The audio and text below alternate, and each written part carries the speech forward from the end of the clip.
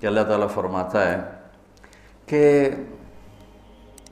تمہیں خواہشات کی لذتوں نے دیوانہ بنایا ہوا ہے، تمہیں دنیا کی لذتوں نے دیوانہ بنایا ہوا ہے، اور ان دنیا کی لذتوں میں سب سے پہلے عورت ہے، اور اس میں کوئی شک نہیں ہے کہ اس دنیا کی سب سے خوبصورت چیز عورت ہے۔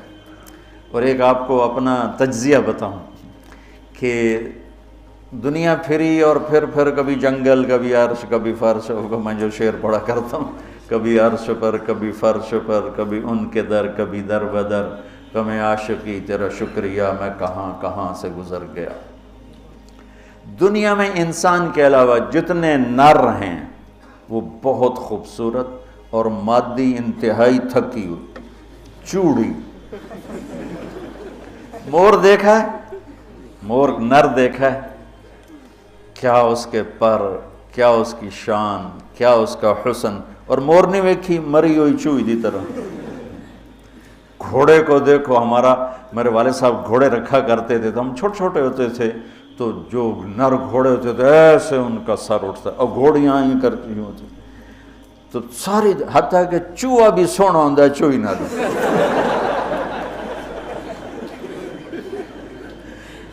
نر کبوتر دیکھو، مادہ کبوتر دیکھو، نر شیر دیکھو، شیر نہیں دیکھو، کھوتا بھی سونا ہے، کھوتی نر۔ یہ میرا ایک تجزیہ ہے کہ انسان کے سوا جتنی مخلوق جاندار، اس میں نر خوبصورت ہے، مادہ اس کے مقابلے میں بالکل ماٹھی، اور انسانوں میں اس کے برعکس ہے، اس میں مادہ خوبصورت ہے، نر اس کے مقابلے میں نوکر ہی لگتا ہے بیچارہ۔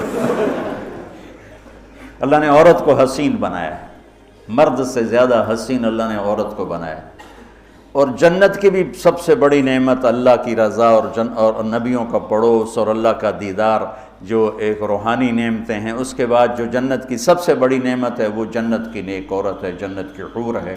اس سے بابا آدم علیہ السلام جو جنت میں اداس پھرتے تھے، جب ماں جی آئے تو ٹھر پائے آدم علیہ السلام، خوش ہو گئے، واہ واہ جوڑی بن گئے، جوٹی دار آ گیا۔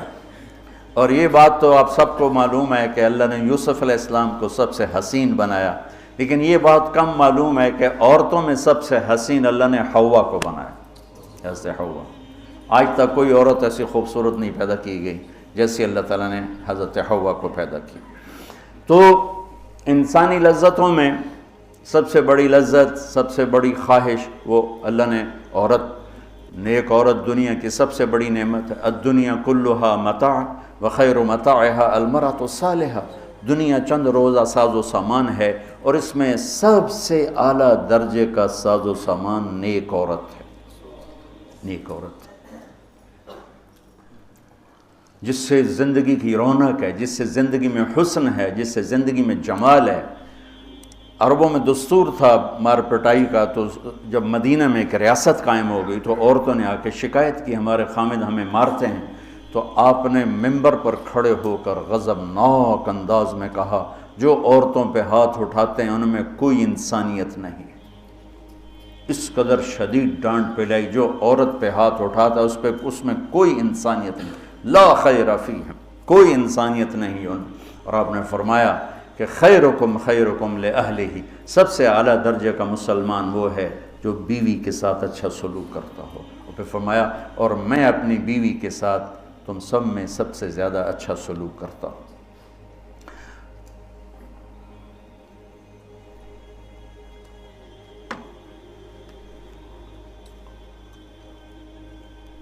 آپ نے 9 گھر آباد کیے،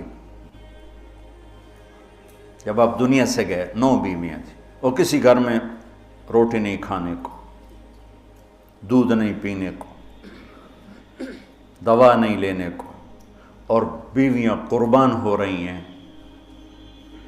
صدقے واری جا رہی ہیں۔ کس بات پر؟ آپ کے اخلاق، آپ کا حسن سلوک، آپ کا اظہار محبت، آپ کی رواداری، آپ کا انصاف، آپ کی دلداری۔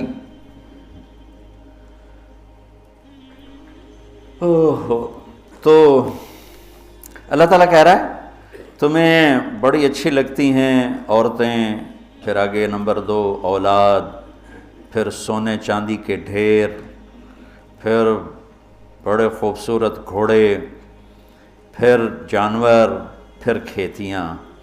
پھر اللہ کہتا ہے یہ تو دنیا کا تھوڑا سا ساز و سامان ہے، اللہ کے پاس بہت خوبصورت ٹھکانہ ہے۔ پہلے دنیا کا بتایا، ابھی ہم بیٹھے تھے تمہارے استاد کہنے لگے ذہب سونے کو کہتے ہیں، اور ذہب ہے چلے جانا، یعنی یہ وہ چیز ہے جو چلی جاتی ہے، اور فضہ بھی ہے، انفضہ سے ہے بھاگ جانا، بھگدڑ مچ جانا۔ تو سونے چاندی کے اندر ہی بھاگ جانے کا مطلب پڑا ہوا ہے، تو کون کس کے ساتھ یہ وفا کرے گا؟ لیکن انسان کی کمزوری اللہ نے بتائی کہ تمہیں عشق ہے، تمہیں تمہاری خواہش ہے میری بیوی ایسی ہو، میرے بچے ایسے ہوں، میرے پاس سونے چاندی کے ڈھیر ہوں، اور میرے پاس سواریاں ہوں، گھوڑے ہوں، میرے پاس لینڈ کروزر ہو، میرے پاس مرسڈیز ہو، میرے بڑے کھیت ہوں، بڑا زمیندارہ ہو، بڑا میرا ڈیرا ہو۔ یہ سارے تمہارے اندر کے خیالات ہیں جو اندر جنم لیتے رہتے ہیں، لیکن لو بھی لوگے تو کب تک لوگے؟ شیر شاہ سوری نے جب دلی کو فتح کیا، بہت اچھا بادشاہ تھا، بہت اچھا بادشاہ، تو وہ کہنے لگا ہائے افسوس میرے سر پہ حکومت کا سورج اس وقت چمکا ہے جب میری اپنی زندگی کا سورج غروب ہونے والا ہے۔ 60 سال کی عمر میں اس نے فتح کیا دہلی کو، اور 66 سال کی عمر میں فوت ہو گیا۔ تو یہ ساری چیزیں کسی کو مل جائیں، پیدائشی طور پر مل جائیں، وقت کتنا ہے؟ 60 70۔ زیادہ بوڑھا ہو جائے تو اولاد ہی تنگ پہ جانے۔ مولانا صاحب دعا کرو ابا جی نو خیر ہو جاوے، یعنی ہوں ٹر جاوے، ماں جی تے رحمت ہو جاوے۔ لیکن اب اولاد سے خود سنا ہے یہ دعا کرو ماں جی سوکھے ہو جاؤ، مطلب مر کے مگرو لے جاوے۔ اولاد موت کی دعائیں مانگتی، تو اب اللہ اس کے تقابل میں لاتا ہے قُلْ أُنَبِّئُكُمْ بِخَيْرٍ مِّن ذَلِكُمْ۔ انبئ کا مطلب ہوتا ہے بار بار بتانا۔ لگتا ہے جو تمہیں نظر آ رہا ہے اس سے تو تم اثر لے رہے ہو، میں تمہیں بار بار بتاؤں گا، پوری جنت کو قرآن میں پھیرا دوں گا، کبھی یہاں کبھی وہاں، کبھی یوں کبھی یوں، کبھی نہر، کبھی باغ، کبھی حور، کبھی سونا، کبھی چاندی، کبھی لباس، کبھی کھانے، کبھی اپنی رضا، کبھی زندگی کا ابدی سرمدی ہونا۔ انبئ، بار بار تمہیں میں جنت بتاؤں گا۔ اللہ کے فضل سے بر صغیر میں جنت سب سے پہلے اللہ نے میری زبان سے کہلوائی، ورنہ کسی بڑے سے بڑے علامہ خطیب نے جنت کو نہیں کھولا تھا۔ سب سے پہلے جنت اللہ نے میرے ذریعے سے چلوائی، اور وہ بھی ایک عجب میرے رب کا نظام تھا۔ ہم نے بھی پڑھی تو نہیں تھی، نہیں ہمیں پڑھائی گئی تھی۔ جنت کے ابواب چلوائی، تیز گام چل رہی تھی، نہ پڑھنے والے کو پتہ نہ پڑھانے والے کو پتہ۔ تو میں سال لگا رہا تھا، 80 81 میں نے سال لگایا جماعت میں۔ تو فروری کا مہینہ تھا اور ہماری گجراں والے تشکیل تھی، اور کویت کا ایک عرب میرے ساتھ تھا، اکرم اس کا نام تھا، اصل کہیں وہ ترکی تھا لیکن نسلوں سے آباد تھا۔ تو مجھ سے ایک دن کہنے لگا تو نے حادی الارواح الی بلاد الافراح یہ پڑھی ہے؟ یقین میں نے کہا یہ کیا ہوتا ہے؟